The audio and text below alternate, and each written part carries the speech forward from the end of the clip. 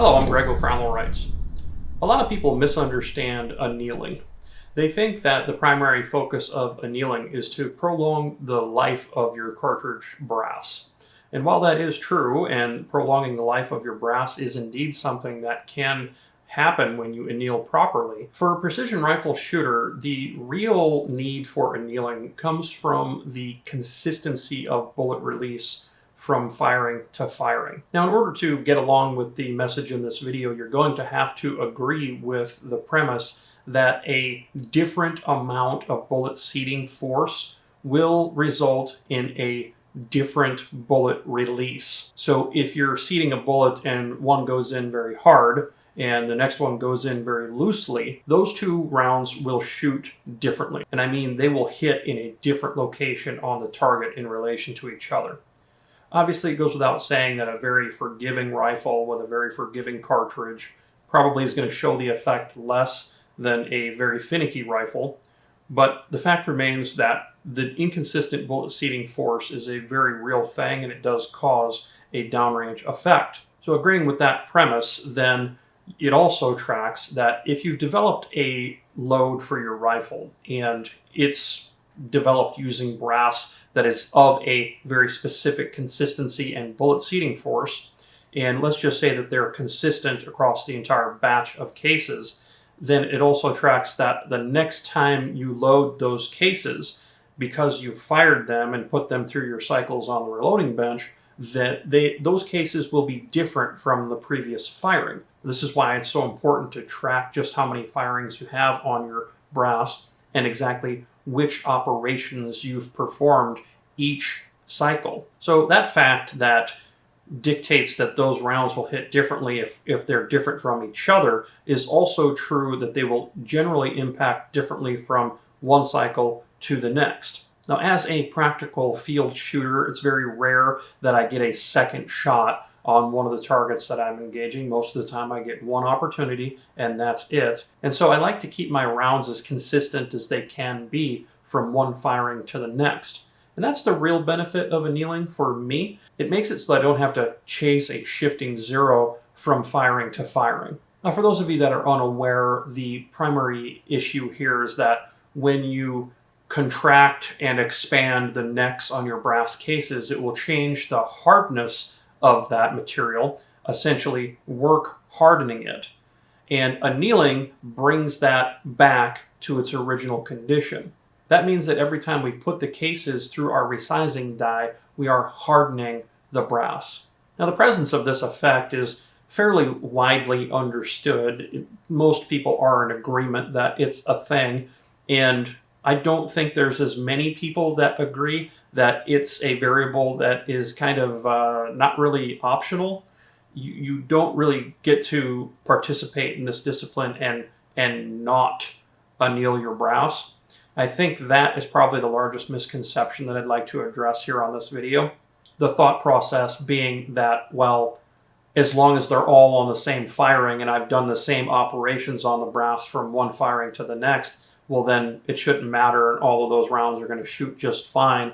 And a lot of people would say, well, if I have to adjust my zero in to accommodate the new point of impact that these will have every cycle, well, then they'll go ahead and do that. But my contention is that it's actually deeper than that. And the fact that the brass has a different hardness will generate a different reading on your bullet seating force, and then your bullet release when you're actually firing it is going to change as well. And it will get to a point after a few firings where the bullet seating will stop being uniform, even though the brass can technically take it and the brass isn't fracturing or having a split neck or some other catastrophic failure like that. It doesn't change the fact that when you get a certain number of firings on the brass and you're not bringing it back to neutral by annealing each time, then the brass will get to a place that despite the fact that it can take it, it won't be able to do it uniformly along the entire length of the neck. This is one of the places where the amp press is going to be coming in very handy, because we'll get to see a real-time readout on the screen of exactly what kind of seating force was happening. I'm going to be doing my normal loading steps on this individual piece of brass We're going to reload this single case a bunch of times to demonstrate the effects here.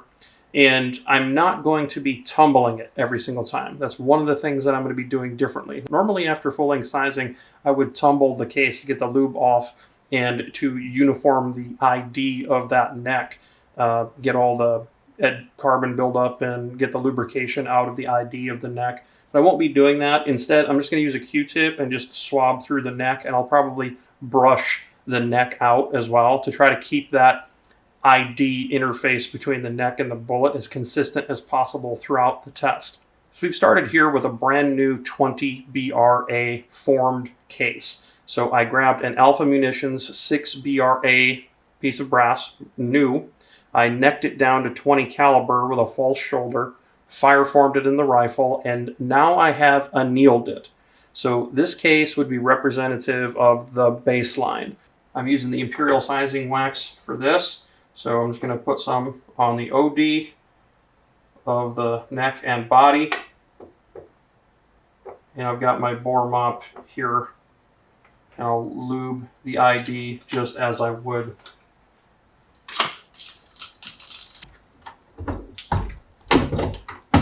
Just going to squirt some alcohol on this microfiber cloth here. Make sure we get all of the lube off. Run this inside the neck. So I'm just going to clean that neck out and then take it over and brush it. Prime our case.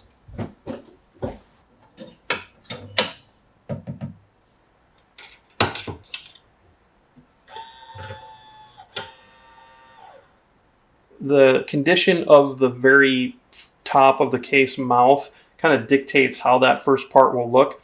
If you were to just very slightly flare the mouth open and just kind of bump that open with an expansion, then it would largely eliminate that first spike. Obviously, we're going to skip that step for the purposes of this test, but it's noteworthy that that front section there is generally just where you'd see some of those variances as a result of the neck length, the way that the mouth is manicured and what kind of chamfer you have on it, whether it's biting into the bullet heavily or not. Interestingly enough, I haven't seen those spikes at the front really cause any variation of performance on target. It's how tight everything ends up on the rest of that path that actually matters downrange.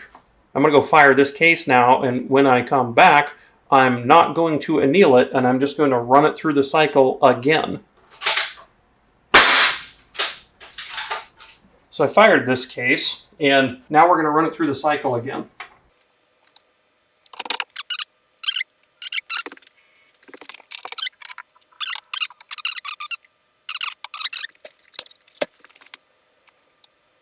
He did this, just like this, again and again for a long time. It's been 84 years.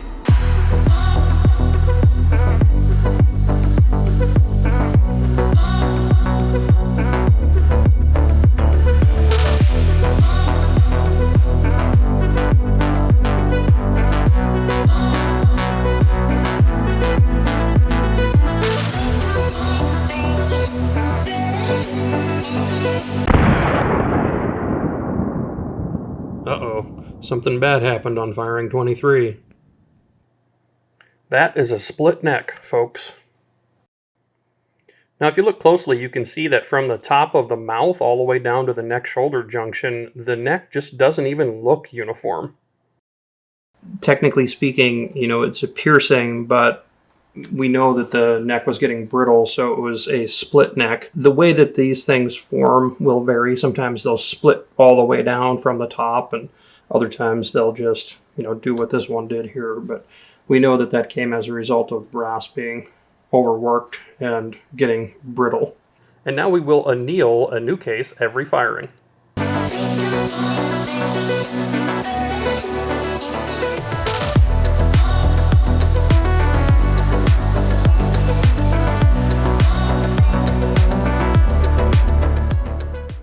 I noticed that the bullet seating force starting off was a little higher than I would typically like it to be.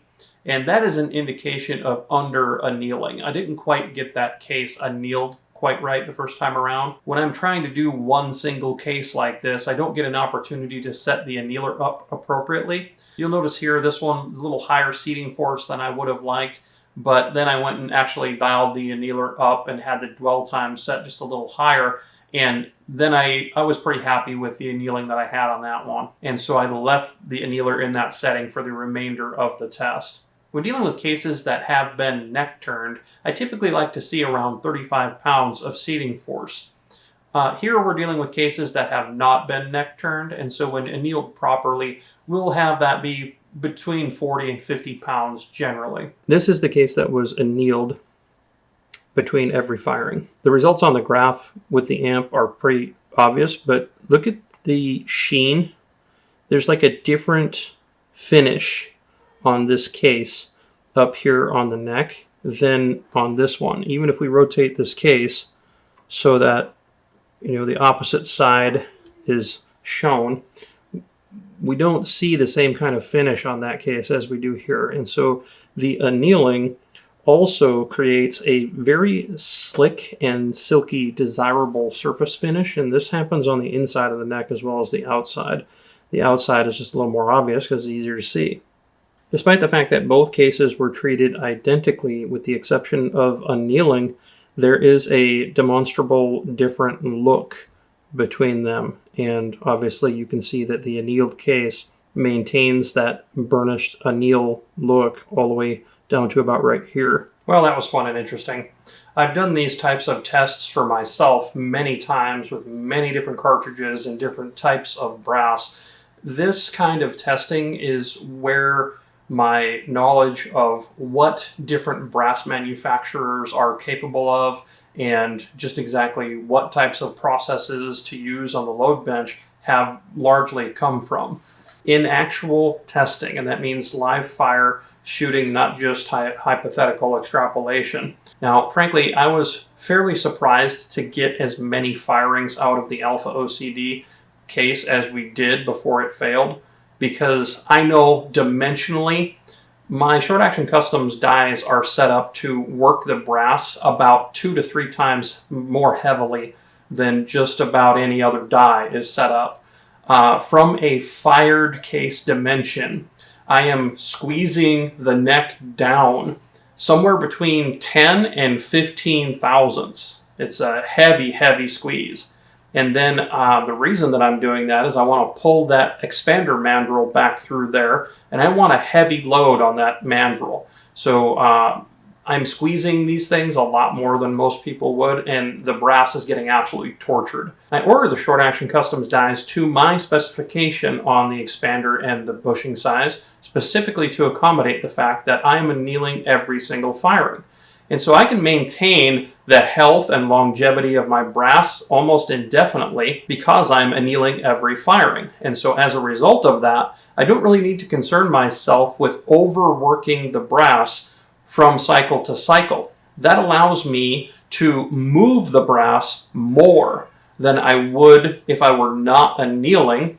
And if I can move the brass more, then I can make the movement of the brass more predictable. Because if I'm pulling against my tooling with a heavier load than would otherwise be recommended, it allows me to make sure that the material is moving more predictably as well. Whereas a small variance in how I'm moving my material won't really show up in the process, because the small variance is only going to change a small percentage of the overall work being done. So by moving the material more, knowing that Alpha Munitions brass and Lapua cases are both up to the challenge, and that's almost all I use these days, and I know that the rest of the equipment in my process can handle the work that I'm asking of it, I'm able to achieve a significantly more consistent result than what I have typically seen with traditional setups.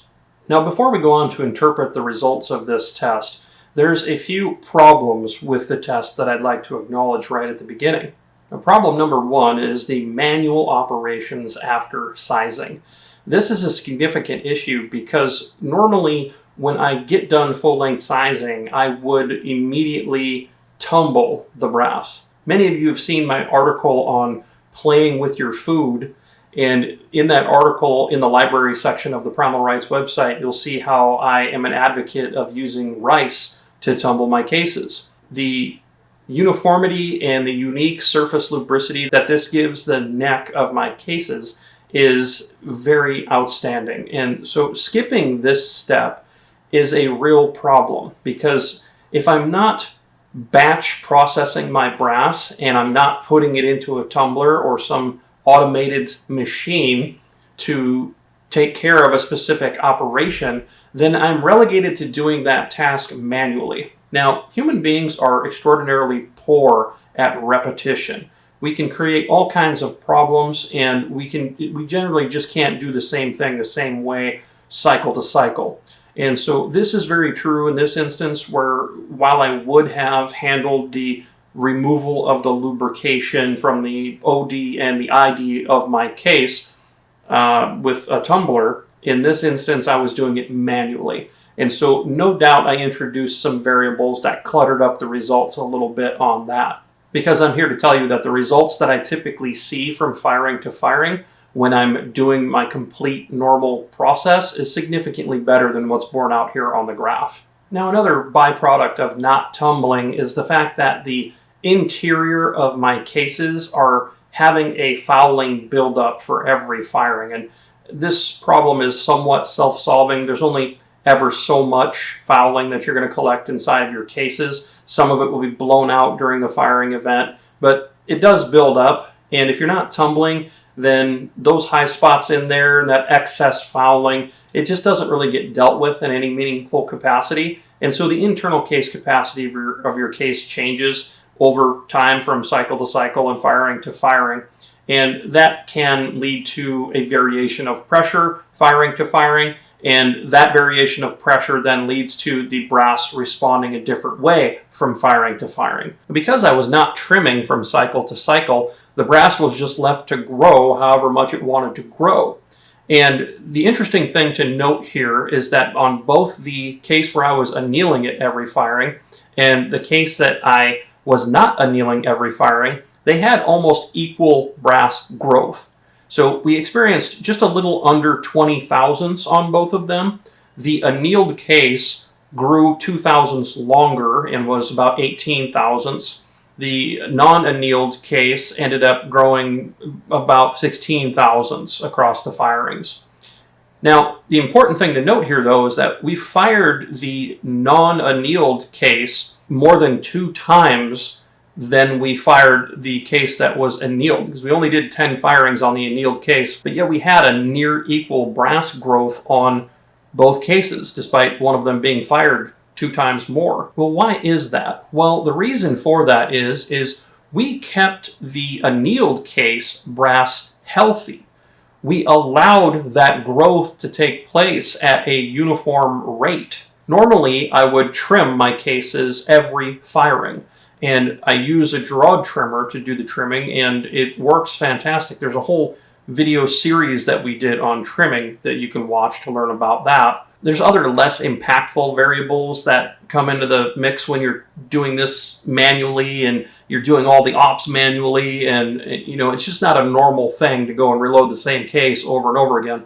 And so the accuracy results on target would have been a mess as a result of those variables. Obviously, we probably could have extrapolated something, but I wanted to get this video done, and the wind's blowing 30 miles an hour out there in typical South Dakota fashion right now, and so it really wouldn't have been a viable thing to do anyway. Suffice it to say, a seating force variation that shows up on the graph that's in excess of 10 pounds is probably going to start showing you some point of impact change. A change in force that is greater than 20 pounds will almost certainly show up as an impact change on the target. That's just based on my experience with this amp press.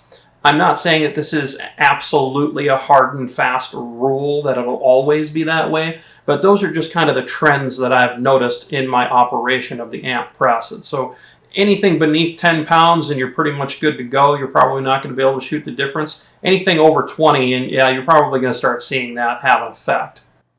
Here's firing number 1 at 57 pounds. Firing number 2 shows 70 pounds. So we've already taken a 13-pound jump in one firing. By firing number 3, we have an additional 10-pound jump. Now here's where it gets interesting, because this next firing is pretty much lockstep with the previous. Over the next several firings, we'll see this pattern repeat as the force will go up incrementally and then maybe sporadically lower or right along the same path, and then it'll jump up again. Here is where we're seeing the brass reach its kind of critical hardness limit, where getting harder isn't necessarily going to show up as increased seating force.